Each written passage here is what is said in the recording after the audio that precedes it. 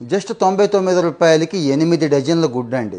ఏం చేసుకుంటాం, వేసవికాలం పాడైపోతుంది కదా, 4 డజన్లు చాలు అంటే 49 రూపాయలకే ఇచ్చారండి. మంచి ఆఫర్ కదా అని చెప్పి వెళ్ళింది, ఆ వెబ్సైట్లోకి వెళ్ళింది, లింక్స్ అన్నీ కూడా క్లిక్ చేసింది. పేమెంట్స్ దగ్గరికి వచ్చేసరికి ఓన్లీ క్రెడిట్ కార్డు మాత్రమే యాక్సెప్ట్ చేస్తామన్నారు. ఓకే, 49 రూపాయలకి ఏముందిలే అని చెప్పి క్రెడిట్ కార్డ్ డీటెయిల్స్ చేసేసింది, ఎంట్రన్స్ చేసేసిందండి.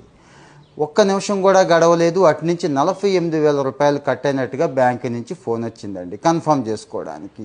ఏం చెయ్యలేని పరిస్థితి. సైబర్ సెక్యూరిటీ వాళ్ళ దగ్గరికి వెళితే, అమ్మ మీరు మోసపోయారు, మిమ్మల్ని ఎవరో బుట్టలో వేశారు అని చెప్పారండి. సో ఇలాంటివి మీకు కూడా మెయిల్స్ వస్తూ ఉంటాయి, ఆల్రెడీ వచ్చే ఉంటాయి, రెస్పాండ్ అవ్వకండి. ఇక వాట్సాప్ అది అయితే చెప్పక్కర్లేదు, చాలా వస్తున్నాయి డైలీ.